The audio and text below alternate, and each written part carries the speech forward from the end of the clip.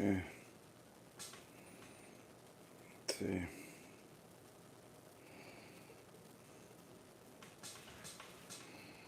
App is live, yeah. Okay.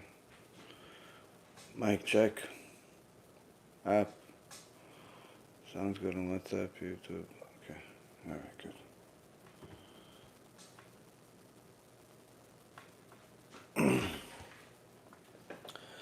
B'Shem Hashem na'aseh v'natzliach, Shiur Torah, Bruchim Habayim. We're back on our Tuesday night, new series, The War of Amalek. This is certainly a series that is very much necessary for the times that we live in, and tonight's shiur is going to be for the Refuah Shlema and Hatzlacha Rabba for Rabbi Ephraim ben Shulamit, Rabbanit Sarah bat Anat, Rabbanit Levana bat Sarah, Sarah bat Levana, Ovadia ben Levana, Yosef ben Levana, Avi Mori David ben Esriya, Imi Morati Doris bat Jora, and all of Am Yisrael and all the righteous Noahis that continue to watch us, support the organization, and do as much as they can to help us continue spreading the Torah around the world, especially at times like this. For anybody that wants to donate and wants to help us continue doing everything we're doing, you could donate on the app, or you could become a paid subscriber on YouTube, or you could donate on our website, be'ezrathashem.org or bhtorah.org, and Be'ezrat Hashem, help us continue doing what we're doing. Lastly, for those of you that have ordered books and USBs for free on our Kiruv store at kiruvstore.org, there's, Baruch Hashem, many boxes came out today. I believe it was over 40 boxes came out today and should arrive in your doorstep over the next week or so, maybe less. Anyone that orders today will likely get their orders by Be'ezrat Hashem next week. But Baruch Hashem, the orders are coming, and each order is bigger than the next as people are taking advantage of this extraordinary, once-in-a-lifetime opportunity to simply do kiruv, help people do tshuva, fix your own sins, fix your own past, and in so many words, for free, because we're paying for it, Baruch Hashem. Of course, if you want to donate to help us do it, that's obviously very much welcome. So, with that being said, we have our series at hand. The series started last week where we simply discussed the title of this kuntres or sefer that Rav Wasserman wrote as a part of his commentary on Masechet Yevamot, where he calls it Omer Ani Ma'asai LaMelech. I say all my work is for the king. And once a person understands that first step, which is understanding that everything that Rav Wasserman is telling us to do here, everything that Rav Wasserman is telling us that we need to learn here, everything that Rav Wasserman is teaching us here to have the right mindset for this specific time. At the end of days, we are obviously at the doorsteps of Mashiach. We already went through the footsteps that were discussed in the series that called Era of Mashiach nearly 5 years ago. Many things have changed over the last 5 years. Unfortunately, the anti-Semitism has increased rapidly over the last 5 years. And we're at a point where even our allies are thinking twice before they continue the relationship that was until recently, where the U.S. government, in essence, is doing having an embargo on Israel right now, withholding from their end of the bargain, which is to give weapons to. Really to sell weapons to Israel, because the administration of Biden and his friends are not for this war, which is strange because as soon as October 7th happened, we heard some very strong words from Biden and other people in the U.S. government supporting Israel's right to defend itself. It was so inspiring for some people that they acted as if the Mashiach just spoke. But of course, words are just words, and as my dear father always says, people talk a lot because words don't cost anything. And unfortunately, this is one of the things that happened over the last 6 months, where these words became simply a distant memory. And now the Biden administration and unfortunately other ally countries are not interested in supporting Israel in their fight against the terrorists. Now, of course, everyone can say free Palestine and free the people, and what they don't realize is that without living there, you're never going to realize what you're actually saying, especially all of these protesters that are protesting the Free Palestine motto, not realizing that if they were actually doing that very same protest, but in the Palestinian neighborhoods in Gaza, in the West Bank, they would be very likely to not survive the day, because the very same people they're cheering for would actually kill them as part of their beliefs. But needless to say, a person that is doesn't live in Israel, doesn't understand the mechanics of this war, is never going to understand what people are actually cheering for. And most of the people, most of the talking heads that are speaking against Israel right now are people that have never been to Israel and have no concept of what this war is. But needless to say, the war of Amalek is much greater than the war we are fighting right now. Against a bunch of thugs. The war against Amalek is one of the things that the vast majority of people never really understood. Perhaps they heard that there's some bad people, that God hates them.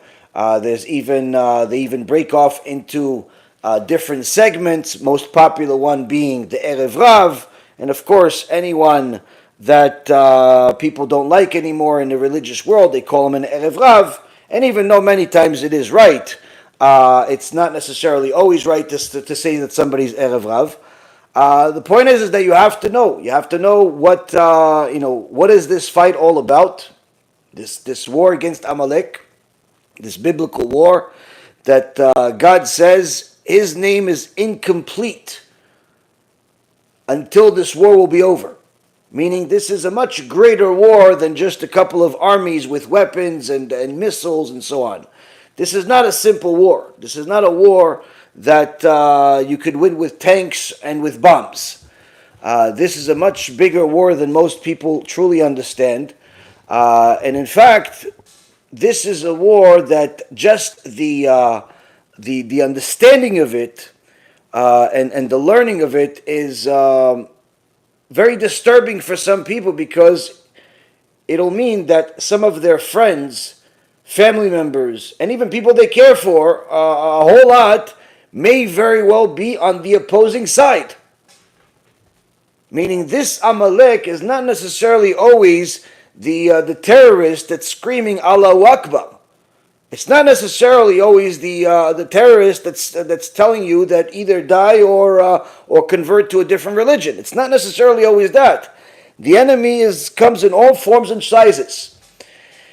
And in fact, one of the things that the prophet Zechariah tells us in chapter 14 is that during this last series of wars that are called Gog and Magog, where 2/3 of the world will be eliminated, the last third is going to be tested, like you test and burn for the sake of testing gold and silver. When you take a bunch of precious metals, but you want to take out of that precious metal combination, you want to take out just the gold. It goes through a very, very arduous process. Interesting to see from a screen, but needless to say, it's a very extraordinary and extreme process where everything that's not gold is destroyed. And HaKadosh Baruch Hu is telling us that this last third of survivors will have that test, meaning that each and every single person that's on the good side, we're not even talking about on the bad side, on the good side, will also have their own series of tests in order to confirm their goodness, in order to confirm their loyalty to one side or not. And I can tell you already now that there's going to be people that fall off. There's going to be people that fall off as a result of lost motivation, lost hope, questionable beliefs. And when a person does not really know who they're fighting, obviously they could be fighting the wrong people. But when a person knows who they're fighting, but doesn't know why, they're never going to have the motivation to fight enough to win. And this, Rabotai, is one of the things that is inspiring us to do this series, because Rav Wasserman wrote this over 80 years ago. And these instructions for the war of Amalek are as relevant today as they've ever been. Now, with the title, Rav Wasserman told us that his motivation is because he's doing the will of Hashem. He's writing this, he's teaching this, because this is the will of Hashem, in order to inform the later generations that will face these issues, this ultimate existential battle. They're going to need to know how to win. And if they don't have the instructions, they may not know who to fight. And even worse, they may know who to fight, but not have enough motivation to do it. This is like having the food in front of you, but not eating it, and starving to death. Now, the stories of the Holocaust are obviously always stories that you could learn from, but one extraordinarily relevant story that I just learned from my Rav is a story that at the very least will put some perspective on everything that we're talking about here. Arav Voznel, alav shalom, was around at the time of the Holocaust, when Nazi Germany was killing people like flies. The concentration camps were built in many locations. There was no more time to deny that the concentration camps had one and only goal, which is to destroy all of the Jewish people and anybody else they could as well that did not fit their definition of Aryan. And many people realized that they can't just sit there and do nothing. They have to pray, they have to run, they have to hide, they have to do a lot of different things. But during this time, there was a lot of surprises and disappointments, not just from the horrible news you're getting from the bad side, where people found out their families and friends were being murdered, but also there were horrible news even from the good side, where people or companies or countries that were supposed to be allies, friends, unfortunately showed their true colors and failed in certain things that caused the death of many more lives unnecessarily. One of the things that caused a lot of death was actually the control of the land of Israel by the British, who did not really want more Jews to come into the land, and in fact rejected many ships that were coming in, fleeing different parts of Europe, Jews fleeing for their lives, going to the land of Israel, going to the Middle East in hopes that perhaps there's more hope that they'll survive there. But many of these ships were rejected when they got to the border, when they got to the coast. But still, people tried, and some took desperate steps in order to survive, in order to make it. And one of them was Rav Wosner. Rav Wosner and his Rabbanit were childless at the time and decided to flee Europe and go on a ship to Eretz Yisrael. As they got closer and closer to the coast of Israel, they found out that there's no way in the world that this ship is going to be allowed to go into the land and let the people go on. It was rejected.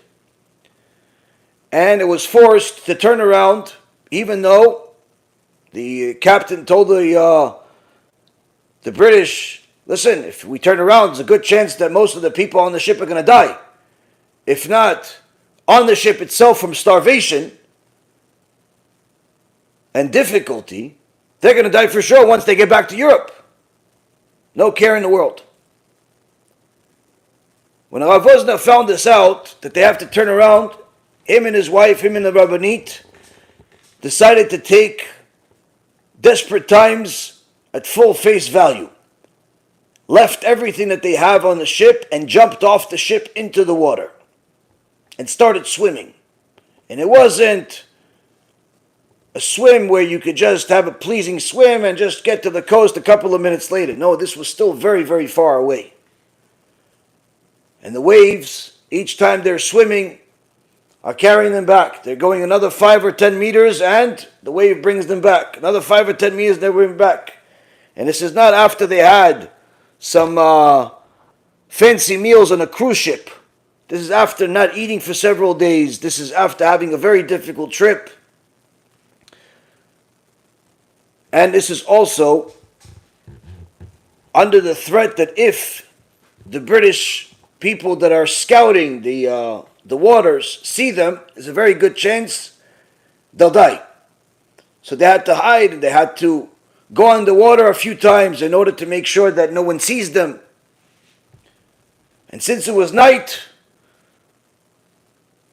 they had more siyata dishmaya to succeed in hiding. But still you have the battle with the water. And as they're swimming and swimming for a while, the Rabbanit gets to a point where she's so exhausted, she tells the Rav Wosner, that's it. I can't do it anymore. I can't do it. You go. I can't see even. My vision is blurry. I don't know which way I'm going. Completely exhausted. I'm losing feelings in my legs. Go. Survive. Survive for the both of us. Build a Jewish home. And Rav Wosner says to her, what are you talking about? We're right here. Don't you see? The light is right there. We're just a few more swims. A few more minutes of swimming. And that's it. We're going to catch that final wave and that's going to take us right to the coast. You can't give up now. Keep going. Keep swimming. And the Rabbanit swims a little bit more because our dear husband told her it's right here. But after another 5 or 10 minutes, she says, we're not there. I can't. I'm losing the feelings in my legs. I can't do it anymore. He says, but now you're going to, but it's right here. Don't you see the people? The people are right there. She goes, I can't see anything. But they're right there. We can see it. They're right there. Just a few more times. Keep pushing. A little bit more, we're right there. And she keeps pushing. But then after a few more minutes, she says, that's it. I'm going to let myself go. Now you're going to let yourself go. We are absolutely right here. Just a few more minutes and we're there. And this continued, Rabotai Yekarim, for 2.5 hours. 2.5 hours. But that was what was needed in order to push the Rabbanit to survive. And as soon as they got to the coast, after barely having any clothes on, that they had to remove as much weight as possible just to be able to stay afloat. Rav Wosner found some cave.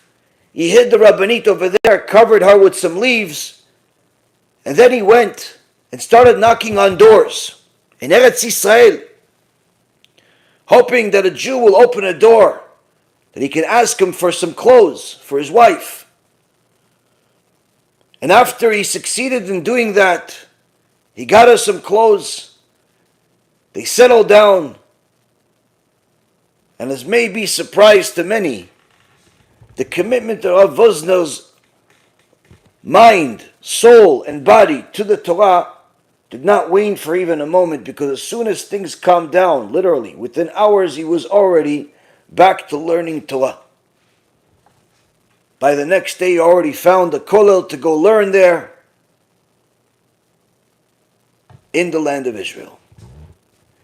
Many years later, when Rav Wosner already was recognized as the Gdol Ador, where his Psak Halacha were revered around the world, he always paid an enormous amount of respect for that Jew that gave him clothes when he first came to Eretz Yisrael. To him and his wife, he says, "You did me a chesed unlike any other chesed that anyone else could ever do for me.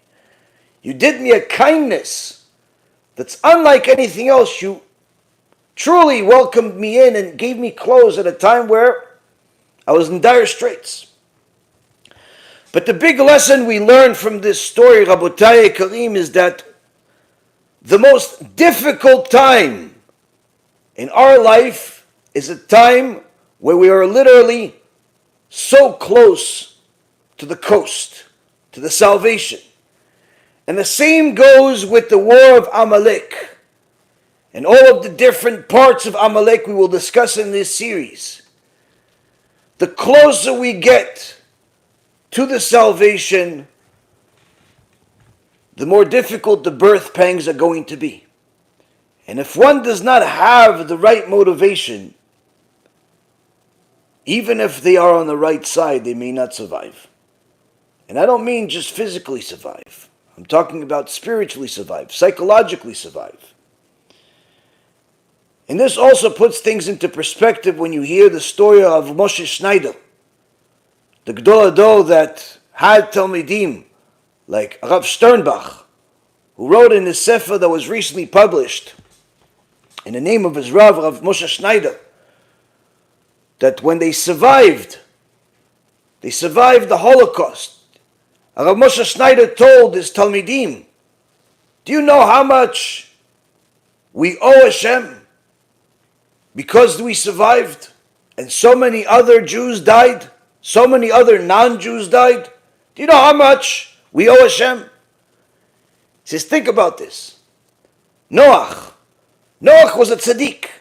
The Torah testifies. Noach was a tamim. He was complete with Hashem. The Torah testifies. But yet Noach is in the teva. He can't sleep because he has to feed the animals. During the day, he has to feed the animals that are awake during the day. At night, he has to feed the animals that are nocturnal. He has no day, he has no night. He's just constantly feeding the animals, cleaning after them. And one day, he was late to feeding the lion. And the lion hurt him. The lion bit him. And for the remainder of the year that Noach was in the teva, Noach was in agony and pain. And Rav Moshe Schneider asked, why did Noach deserve such a thing? I mean, after all, look what kind of kindness he's doing. He's the reason why all of these animals and mankind is alive still. Why does he deserve to get bitten by the lion? And Rav Moshe Schneider says, it's because Noach was the last to survive. And thereby he was the last one that was able and in charge of fulfilling the will of HaKadosh Baruch Hu. And what was the will of Hashem? What was the will of HaKadosh Baruch Hu? What was it? Noach, feed the animals. That's it. He didn't tell Noach, pray 3 times a day. He didn't tell Noach to dance. He didn't tell Noach to have a barbecue. What did he tell Noach? Feed the animals. That's what you have to do. Make sure they survive. And therefore, since you are the last to survive, the responsibility is much greater than if you were a simple zookeeper, where somebody else can do it. Since you are the last to survive, if you fail, the failure is magnified exponentially, because if you fail, the lion will die and there will never be another lion again. And that's why Noach was punished for that.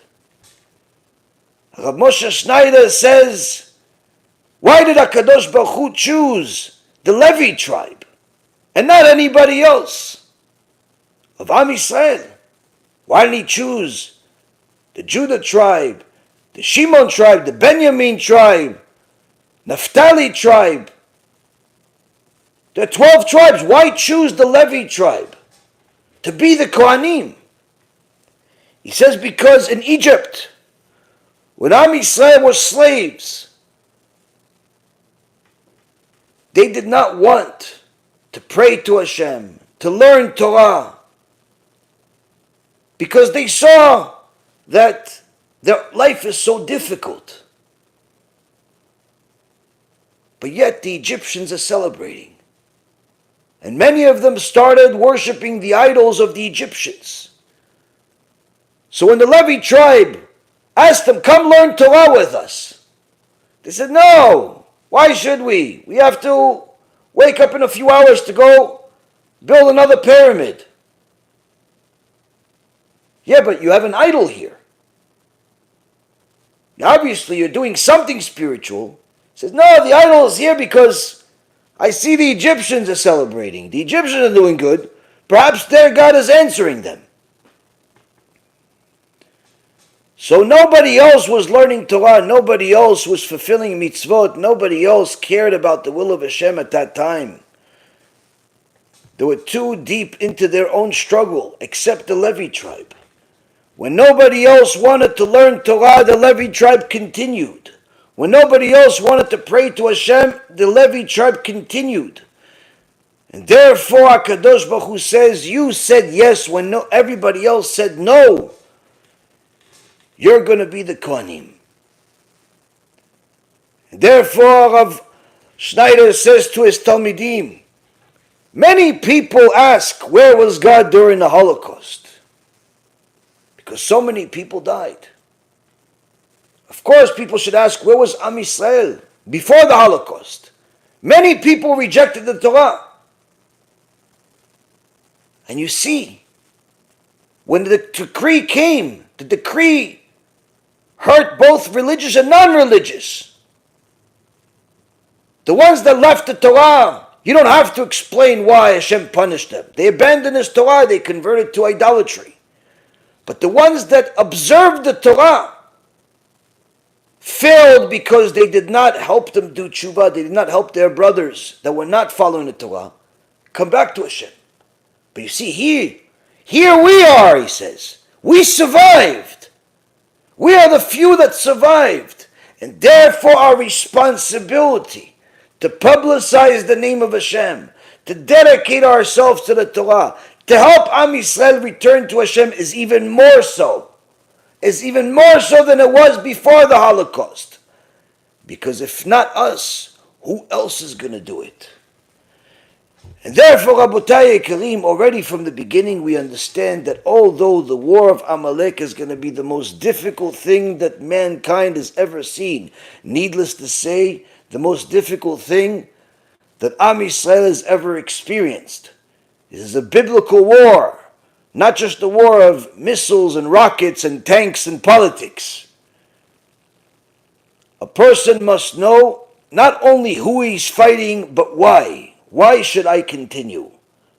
You have to have the proper motivation. And that's why Rav Wasserman started off by letting us know, if you're going to do this right, it must be for the sake of the Melech. It must be for the sake of the king. It cannot be just because you want to survive. It cannot be just because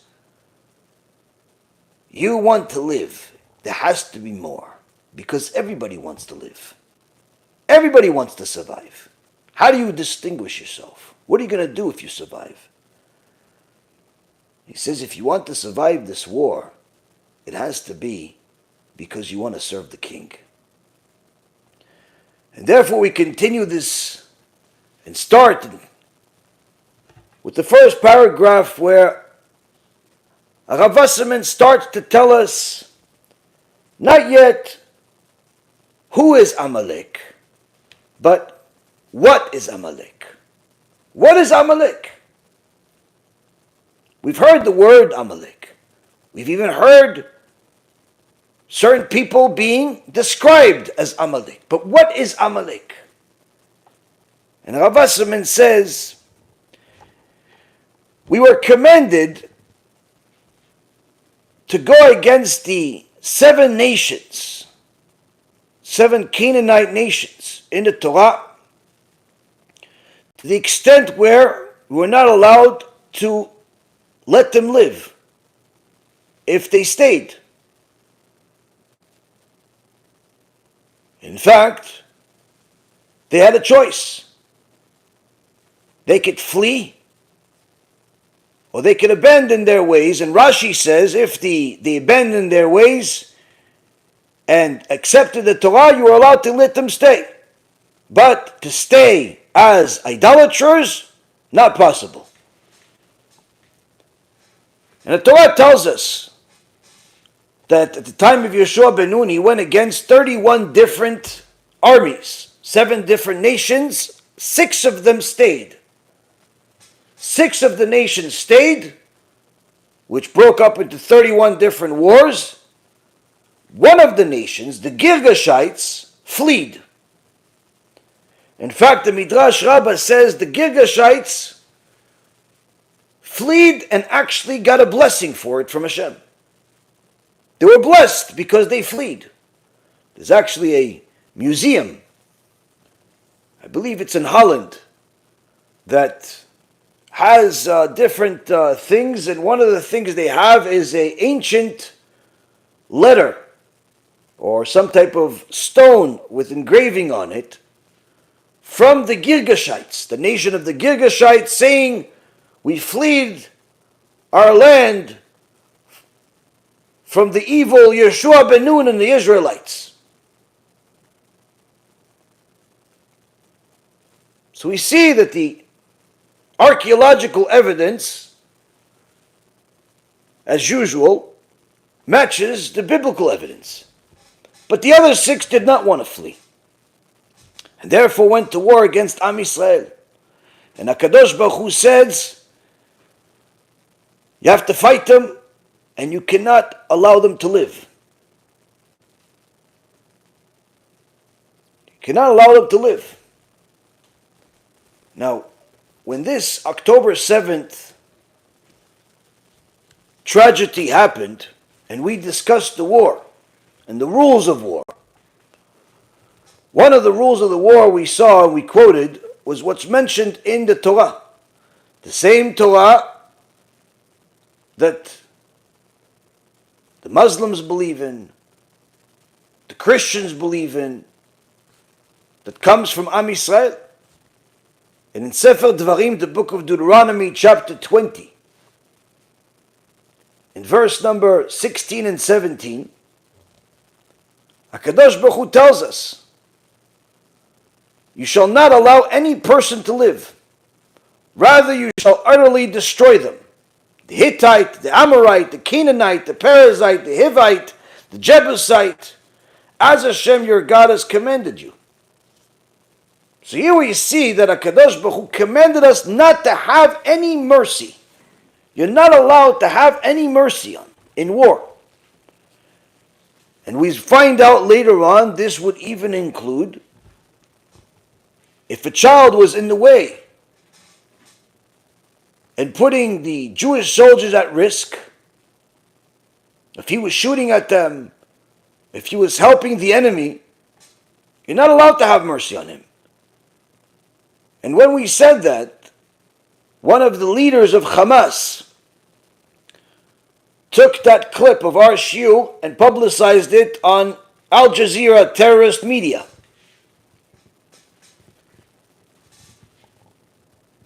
But the foolish people don't realize that this is the same Torah that they believe in.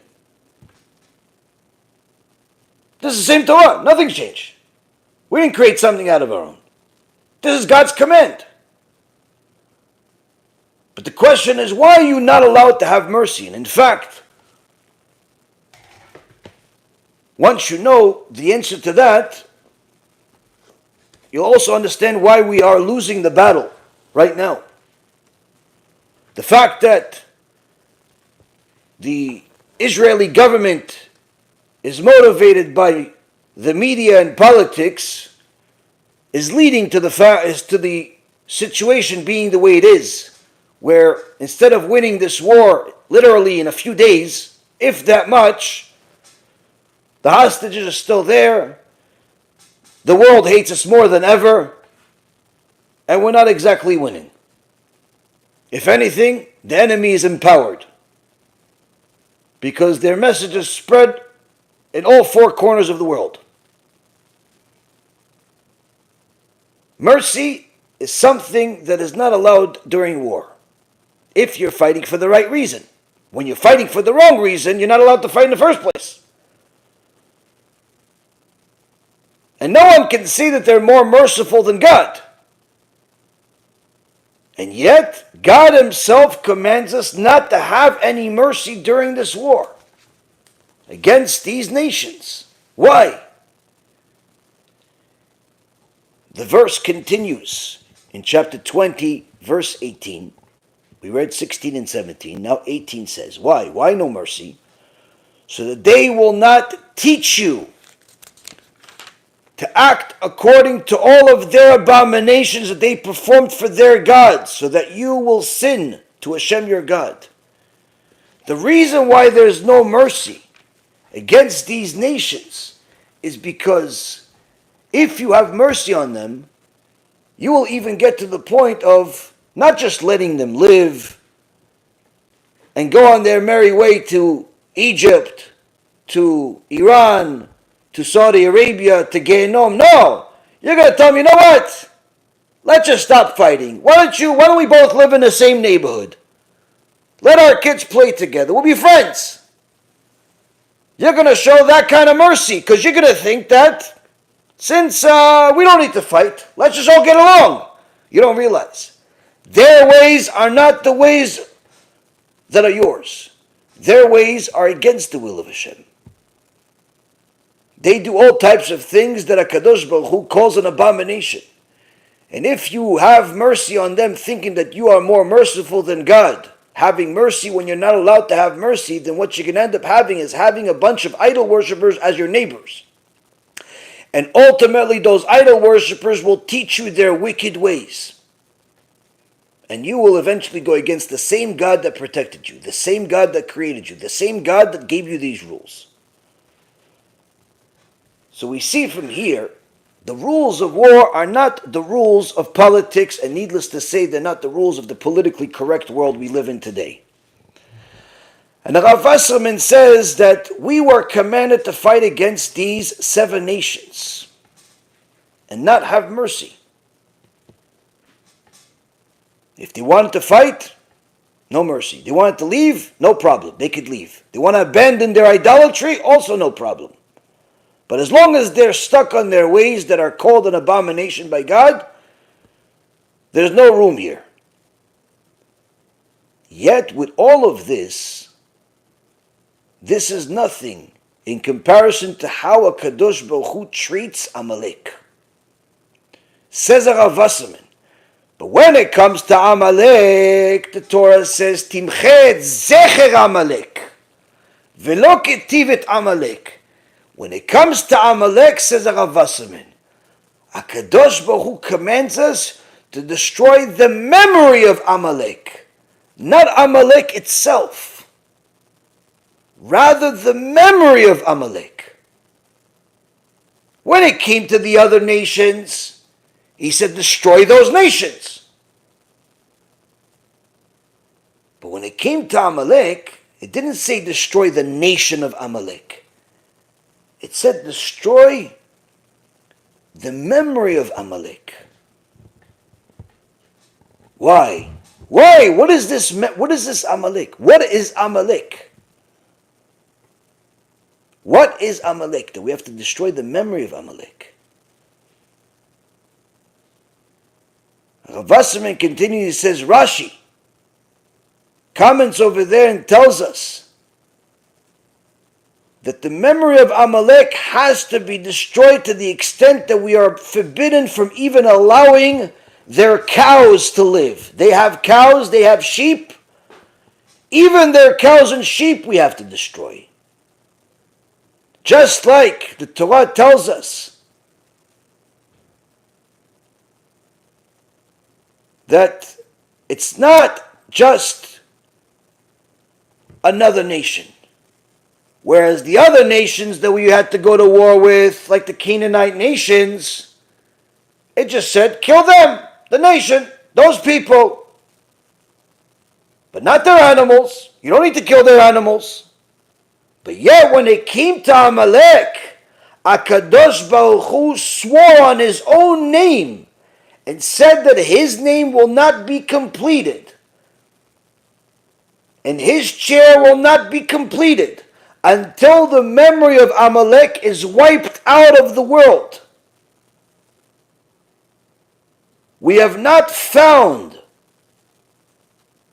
such anger by a Kadosh Baruch Hu on anything else like this, to the extent where Shaul HaMelech was punished because he did not destroy the animals of Amalek. And in fact, what Shaul did not know was that Amalek were full of witchcraft, and many of the people were able to turn themselves into sheep.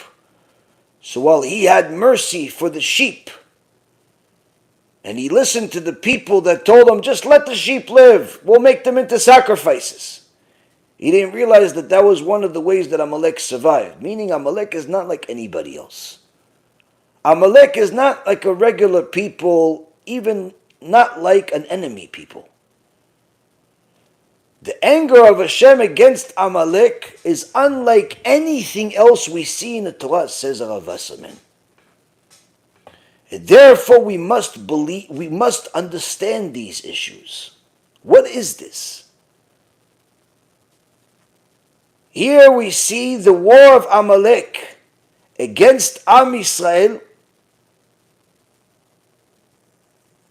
has a completely different goal, a different strategy, because this war is not like a war of the other nations. Where did it all start? בשעה שישראל הלכו לדרכם ולא עלה בדעתם להתגרות בו. When Am Yisrael left Egypt, left slavery, received the Torah, they were in a desert. It wasn't in their mind to go and bother Amalek, who we find out from the Midrash was more than 1,600 miles away. Do you know how far 1,600 miles is? If you drive, it'll take you a day and a half, 2 days to drive 1,600 miles. Now we're talking about the desert, before cars and planes. We're talking about a different country, different place. We were in a desert. We had no interest in going to bother them. They weren't on our way. Amalek had no reason to be concerned and defend itself. We weren't looking to fight them.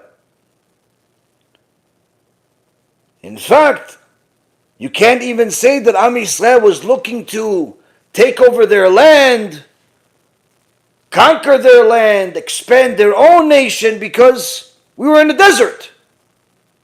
You want this desert? Fine, no problem. We'll go another way. Because Am Yisrael was traveling in the desert. They weren't staying anywhere for a long time. So even if they wanted, you want this piece of the desert? What, your great-great-grandfather lived here? He had his donkey here? He had his camel here? No problem, we're leaving anyway. We're leaving anyway. We're only here for a couple of weeks, we're leaving. So there was no actual reason that Amalek should have been concerned about Am Yisrael. We weren't looking to attack them. We weren't taking their land. And even if they wanted a certain piece of land that was in a desert, we had no problem giving it to them because we were just traveling in a desert. We weren't living in a desert. We weren't making it our home. We were going from place to place, says Rav Wasserman. And therefore, this is a complicated issue here. Why did they fight us? They fought us, Rabotai Karim, for the one and only reason that is written in the Torah. Milchama le'Hashem ba'Amalek. היינו שעמלק הלך ללחום נגד הקדוש ברוך הוא. ואילו היה יכול לעשות סולמות לעלות לרקיע, היה עושה כן. אבל כאשר זה לא היה בכוחו, ערך מלחמה נגד ישראל, שהם עבדי השם, והיו הולכים לקבל עול מלכות שמיים. The war of Amalek was a war against Akadosh Baruch Hu. Amalek wanted to fight Akadosh Baruch Hu. And had they had the ability to build ladders to reach the heavens, they would have made those ladders just to go fight against Akadosh Baruch Hu. But since they could not do such a thing, they went to war against Am Yisrael because they knew that they are the servants of Hashem. And they are accepting the kinghood of Shamayim, of heaven. And therefore we must fight them, Amalek said. Why? Because כל חפצו היה לא להנאתו, אלא להכעיס נגד הקדוש ברוך הוא, ולבזות כבוד שמיים בכל יכולתו. Because all it desired, all Amalek desires, and all it enjoys, is not something that they're going to benefit out of this war, like they're going to get the money, they're going to get the job, they're going to get the land. No, they care less about any of that. All they desired is to make HaKadosh Baruch Hu angry and to put shame on his name and on the honor of Hashem. In any way that they can shame the name of Hashem, that's what they want. And that's why even during the war, where we had in the desert against Amalek, where the Me'am Loez, Rav Kuli writes 300 years ago, that the war of Moshe Rabbeinu and Yehoshua ben Nun against Amalek was a mystical war, greater than any war that will ever be, including the last war of Gog and Magog. This was not a war of spears and swords. This was a war of supernatural powers. Because like I said, Amalek were sorcerers, full of witchcraft. They knew who's going to die at a specific day, and therefore wouldn't send them to battle. They were able to do all types of things. But why did they fight this war? In order to bring shame to the name of God. In order to kill his servants. And even during the war, anytime Amalek caught a Jew and killed him, before they would do it, they would cut off his Brit Milah and throw it in the air. As if to bring embarrassment to God. Oh, this is what you like? And they would throw the Brit Milah in the air. That's how much they hated God. That's how much they hate God. Here it was purely a hatred for God. This is not like the other nations, says Rav Wasserman, that whatever they did because of desires. They wanted pleasure for themselves, profit for themselves. They wanted to commit immorality. They wanted to steal. They wanted to do all types of things that Hashem calls an abomination. But they wanted to do it because that's what they enjoy. It wasn't because they wanted to anger God. Amalek, on the other hand, is different. Amalek has no benefit in the fights against the Torah, has no benefit in the fights against the Jewish people. None. But they do it with much more passion as because of their hatred for God and their mission to erase His name. And therefore, Kadosh Baruch Hu says, you have to destroy even the memory of Amalek. Even the memory of Amalek you have to destroy. Why? Because Amalek means fight against the name of Hashem being spread. And therefore, Rabotai, we're starting to see the picture unfold that Amalek is not a place. It's not a country, even though there is a tradition from the Gaon Vilna that Germany was Amalek, and perhaps still is. But we see that this is not where the picture begins and ends. Because obviously even Nazi Germany wasn't alone in their massacre, in their Holocaust, in their hatred. They weren't alone back then, and they certainly are not gone. There's still remnants of them and their beliefs until this day. In fact, one of the things that shows the truth in the statements of Rav Wasserman about what Amalek is all about is when you look at the last will and testament of Hitler in Shimo. Hitler was a coward, and as soon as he knew that he's going to be captured and killed, he killed himself, his wife or mistress, and his dog, which he loved even more than his wife. But he did give a last will and testament before he killed himself, like a coward that he is.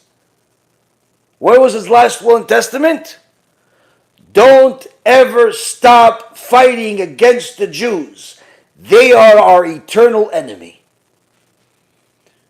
This insane maniac has a war, conquered a large part of the world, had an enormous amount of wealth, power, and everything. Now all of it is coming and it's collapsing. And all you care about is the few million Jews that are in the world? You killed 50 million people, Jews and Gentiles.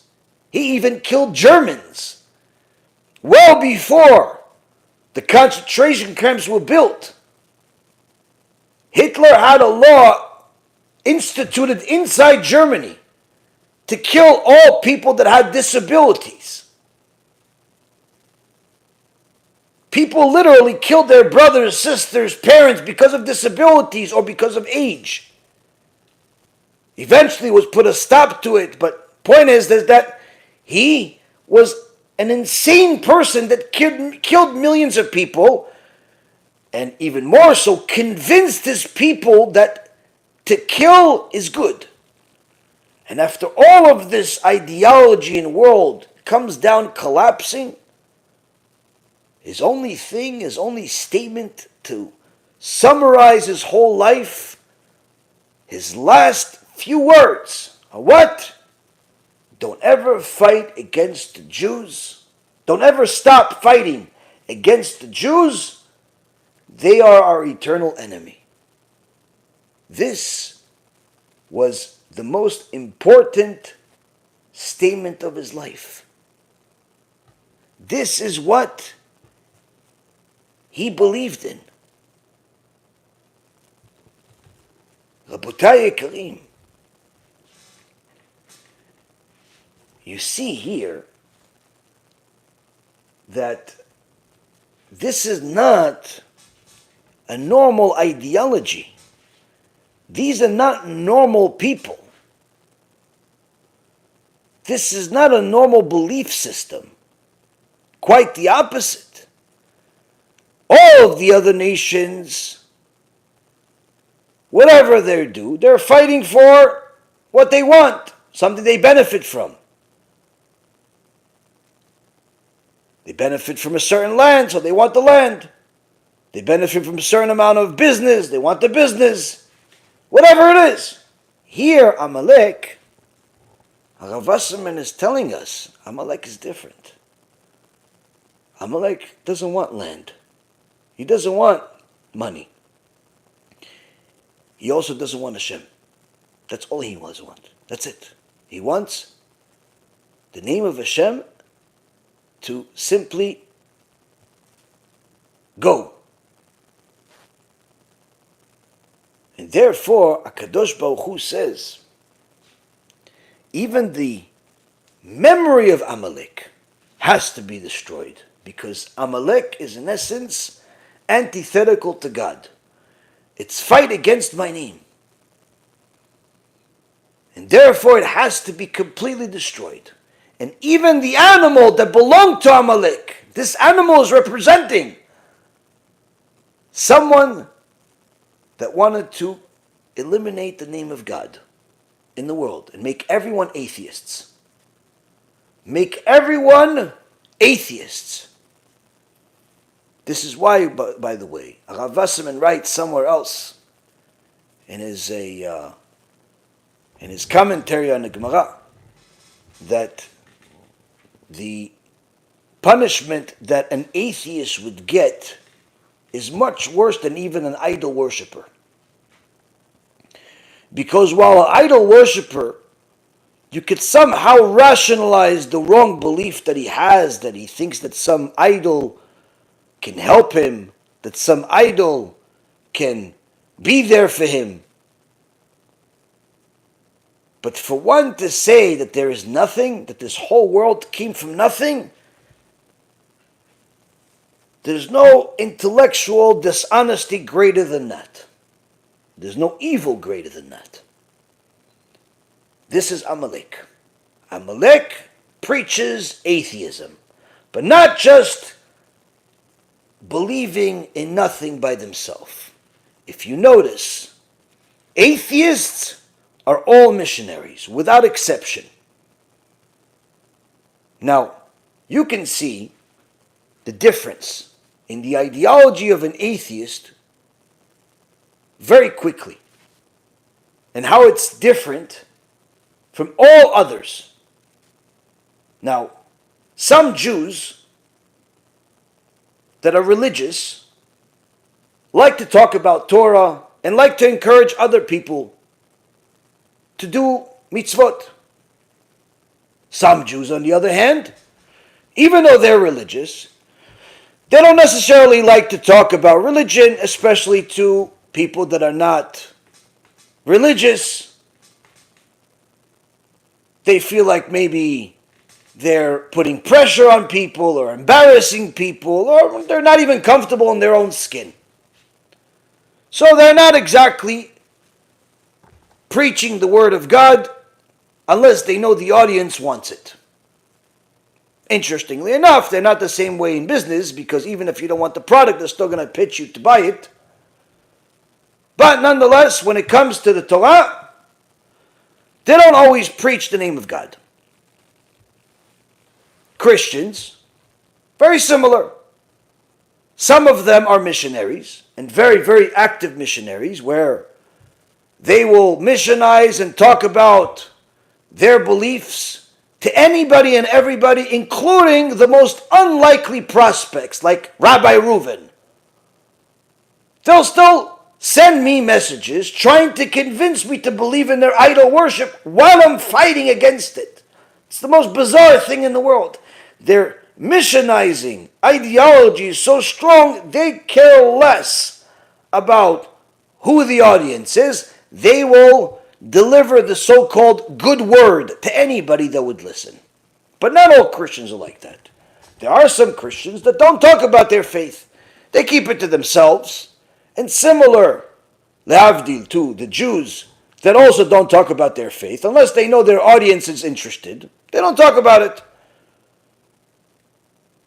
They believe it, they follow it, but they don't necessarily preach it. The Muslims are the same. Some of them live for dawah, which is what they call their missionizing, where they always talk about how Islam is good, and how they like it, and how you should do it, and so on and so forth. They forget to mention, or perhaps they're not even aware, about all the hatred inside the mosque, the ideology, the leadership, the corruption. They forget to mention that part. But they preach it. But not all Muslims are that way. Some Muslims, they're Muslim, they'll pray, they'll stop in the middle of the street, put their little carpet on the floor, and start bowing a few times, 5 times a day. But they're not going to preach it to you. They're not going to preach it to you. In fact, they'll even be nice to you. Salam alaikum, alaikum salam. No problem. You have your belief, you have their belief, no problem. They're not preaching it to you. So you see here, the Jews, the Christians, the Muslims, some preach their beliefs to others and some don't. Atheists are different. All atheists, without exception, preach their atheism. In fact, it's no different than LGBTQ, many of which are atheists, by the way. I would dare to say even the majority are atheists. All atheists make sure, ensure, and secure their position in public at all times, meaning as soon as you get to know them, and I don't mean like you know them for a few weeks and then you get to no, I mean literally within a few moments of talking to them, whether you are religious or not religious, whether you're talking about anything, they want to make sure you know they don't believe in God. They believe in nothing. They believe we came from some molecule that went through some type of transformation, and the transformation turned them into some amoeba, and the amoeba grew legs, and eventually became a lizard, and then it started swimming, so it became a fish, and the fish became a this, and eventually became a wolf, and all types of stupid things. Somebody showed me just a video the other day, and literally I cannot believe grown people believe this stupidity. They had a lizard. They said this is how the I think it was some type of four-legged animal, like a dog or a wolf, became the whale. And they have this four-legged animal, let's just call it a wolf, is walking around, and then it decides to go swimming. And then it continues swimming, and over eons of years, however many stupid years they have in their brain, this wolf mutates into a different creature that now doesn't need legs to swim and just swims and lives in the water. And eventually, somehow, it grows so fat and so big it becomes the sperm whale. I cannot believe that grown people believe this. I can tell you, if you bring this to a kindergarten comprised of 5-year-olds and 4-year-olds that have never heard the word God in their life, and you tell them this, they're all going to look at you like you have 5 heads. Are you stupid? A wolf became a sperm whale? But this is what happens. How can you convince so many millions of people to believe there's no God and that a wolf turned into a sperm whale? Simple. They preach and preach and preach, even if it's not the right audience, even if there isn't an audience, even if the conversation has nothing to do with what they're saying. They make sure that their atheistic beliefs, their anti-God beliefs, are everywhere. That's Amalek. That's Amalek. Amalek declares war against God at all times, without a break. While all other nations will have ups and downs in their battles, generally speaking, most nations, and by most I mean there's only one exception, most nations don't look for trouble. They're not looking to go to war. Even though they may threaten countries, even though they may even have special missions that hurt other countries, if there's a possibility of war, generally speaking, most nations try to resolve it without going to war. Even if you look at the difficult relationship between the Americans and Iran, the Americans and North Korea, you see this is obviously not a healthy relationship. They want to kill each other, even Americans and Russians. This is not a good, they don't like each other, let's just say that. But when Iran started threatening and pushing and this, what did America do? They gave them a bunch of money. Wait, but this is the same people that are burning your flag. These are the same people that preach death to America. These are the same people that promise they're going to destroy you. You just gave them a bunch of money, you gave them $100 billion? Why? To avoid war. For how long? Another few years. Another few years. And that's the mentality of most countries, where they'll do whatever they need to do, perhaps not with that level of stupidity like I just showed, but needless to say, they will do whatever they need to do in order to avoid conflict that gets to war. There is one exception, Amalek. Amalek looks for war. Primary example, Am Yisrael in the desert. Am Yisrael is in the desert. They're going from place to place. They're not parking anywhere for a long period of time. They're not looking to build any long-term buildings, homes, communities in the desert. They're just going from place to place, minding their own business. Amalek travels over 1,600 miles just to go to war against the Jewish people. Why? Because they heard that the Jewish people are the servants of God. They're representing God. And Amalek hates God. We have to wipe them out. That way, he won't have any servants. That way, he won't have any servants. That's what Amalek wants. And that's why the atheists do it until this day. Sometimes they don't even realize their own subconscious message. When they're preaching their atheism, they're missionizing for their beliefs. They're not just telling you, listen, I don't believe in God, and then move on to the next conversation. They'll give you the argument of why you should also not believe in God. And in fact, they'll mock you if you believe in God. Oh, you believe those fairy tales? Oh, you believe in this? Oh, you believe in that? Well, how do you justify this? And how do you justify that? Now, even if you're just trying to buy some groceries, even if you're just trying to pay for some gas, even if you're in a rush, whatever it is, they have to spit their spiritual venom at you. Why? Amalek.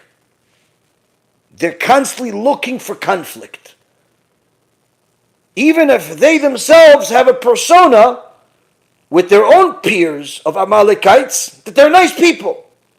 But with anybody that's a servant of God, with anybody that's weak, they attack.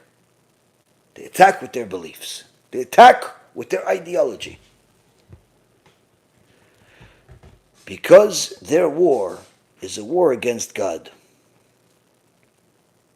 Their war is a war against God. And that's why HaKadosh Baruch Hu says that while all the other nations, I told you to destroy them if they're in your way, regardless of age, regardless of gender, if they are idol worshippers, you cannot leave them in the land. You can't leave them in Israel. You have to destroy them. If they leave, let them leave. If they abandon their ways and convert to Judaism, you're allowed to accept them, says Rashi. But to let them stay, impossible. Why? Eventually they will influence you to become idol worshippers like them. But when it comes to Amalek, says HaKadosh Baruch Hu, them, no mercy at all. Meaning, even if they leave, you have to go and chase them until you destroy them. You're never allowed to accept them as converts, and you have to destroy them. Now the Gemara says, Haman was Amalek. Haman was Amalek.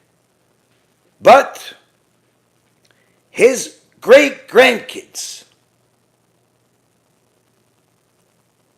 became Jews, converted to Judaism, and became giant Torah scholars. So the Gemara asks, how? I thought we're not allowed to convert Amalek. The sages explained that they didn't know that they were Amalek. And in fact, until this day, we do not know who is Amalek based on their genes, based on their looks, based on their country. Because after, the Gemara says in Masechet Sanhedrin, after Sancheriv went on a battle to destroy the entire world, one of the ways that he would take control of the people and make them his servants is by destroying the ideology, destroying the culture.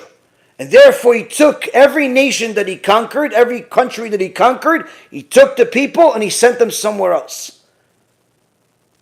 That's why, for example, you have Jews spread all over the world. The 10 tribes were taken from a part of Israel that they were in and spread into different parts of Africa.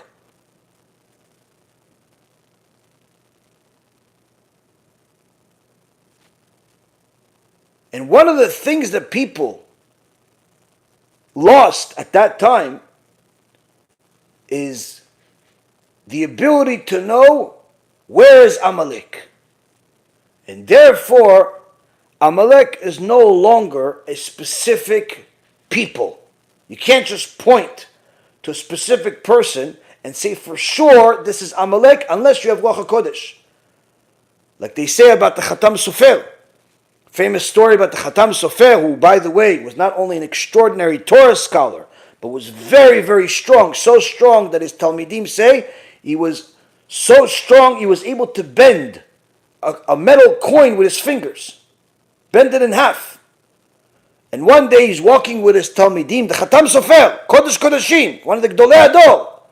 He's walking with his Talmidim, and as they're walking, they see this wicked Gentile that the Khatam Sofer looks around, sees no one is there, pach, hits him on the back and kills him in one shot. The Talmidim ask, Rabbi, we have to start killing people? He says, no, you don't do anything. But I know he was Amalek, and I'm fulfilling a mitzvah, and thereby bringing the Mashiach closer, by destroying Amalek. This was someone that had Ruach HaKodesh. This is not something that you and I or anybody in the world today could do. Amalek is no longer a specific people. Amalek is anyone that goes against the Torah. But not in a way where they simply don't want to keep Shabbat. They simply don't want to eat kosher. But rather someone that fights against the Torah. Fights against the Torah. Fights against the name of Hashem being spread. someone that instead of sharing Torah, getting people to learn Torah like normal people would, or simply ignore it, rather he wants to burn it. Wants to burn it, wants to destroy it, doesn't want it in the world. Like this woman that came up to our crew in Eretz Yisrael while they're distributing books yesterday. They're giving books for free. And this one woman comes up to them and says, "Can I have a book? I want to burn it." Huh? Can you give me one book like you're giving the other people? I want a book, but I'm going to burn this one. So, can I have it? Now, if you don't like the content, don't take it. We're not forcing it down your throat. We're not even asking you to take it. You want to take it. If you don't like it, move on. Just like you look at a menu in a restaurant. Whatever you don't like, you don't order. You go to a store. Whatever you don't want, you don't buy. Here, we're not even selling it. It's just given for free for whoever wants. If you don't want it, just keep walking. No. She wants one. Why? To destroy it. That's Amalek. That's Amalek. And unfortunately, Rabotai Yekarim, sometimes even someone that was born of Jewish parents can become Amalek. Amalek is not just the Gentiles. Amalek is someone that has brought themselves to the ultimate impurity, where they are declaring a war against God. Like the Gemara says in Masechet Sanhedrin, page 103b, where there was a king named Ammon who married his own mother. And his mother told him, "Why? Why do you want to marry me? I mean, aren't you disgusted I'm the one that gave birth to you?" And he says to her, "No, I'm not marrying you because I want you. I can get anything." He says, "I only want to marry you to anger God. Just to make God angry. That's it. That's all. That's all I want." That's Amalek. That's Amalek.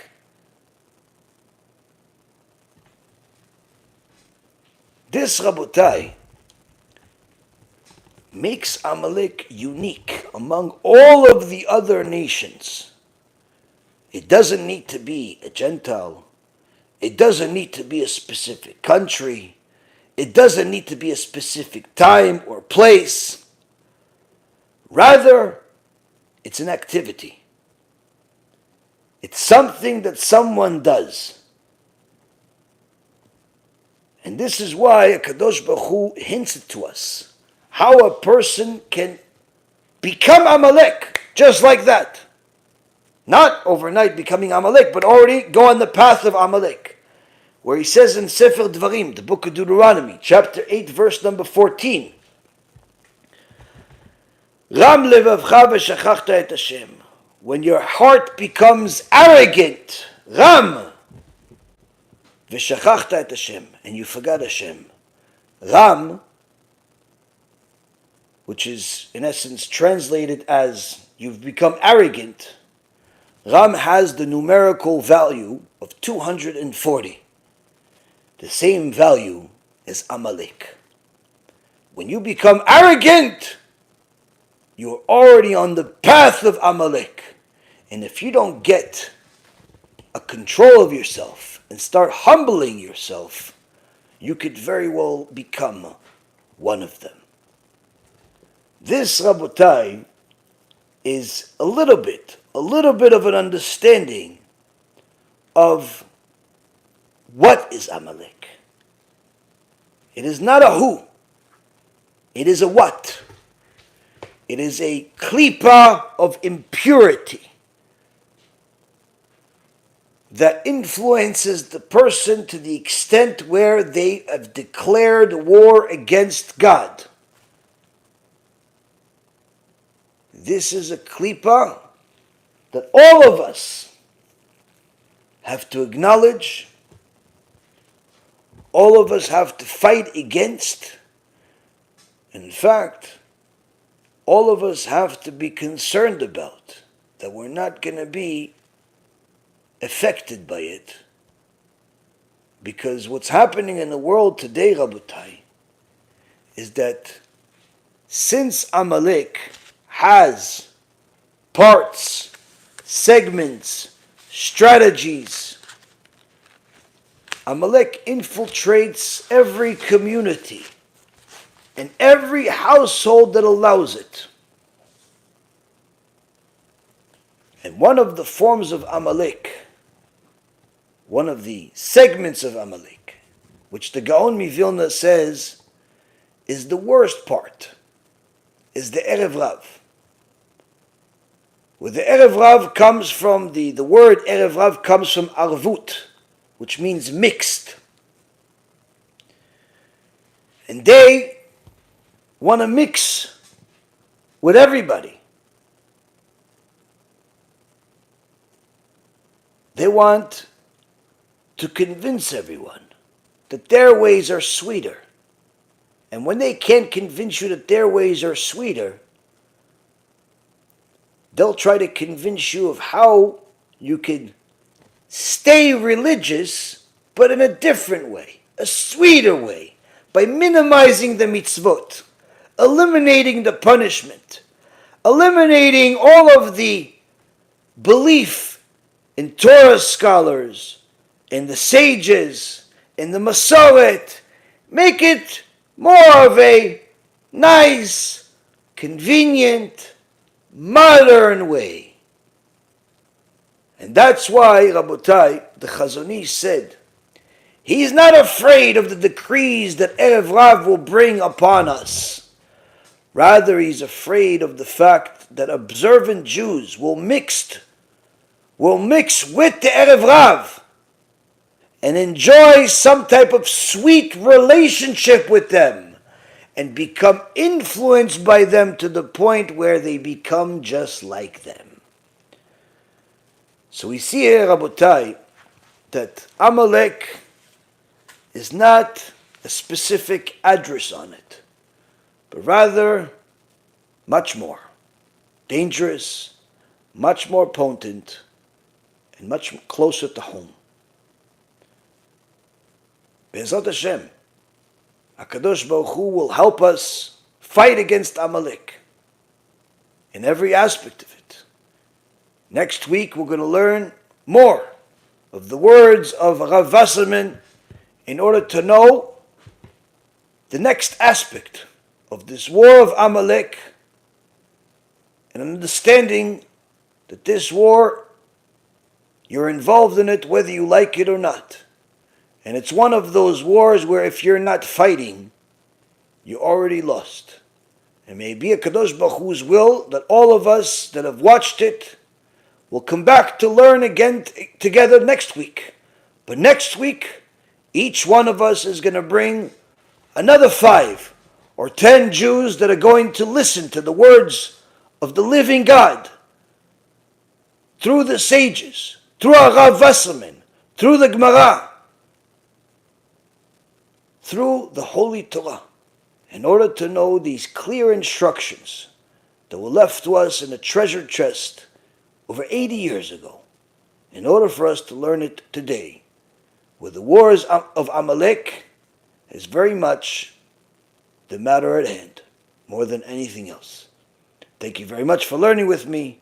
May HaKadosh Baruch Hu bless each and every single one of you to succeed in your learning, in your fight against Amalek, and also in your bringing more people to learn this together with us, Be'ezrat Hashem, next week.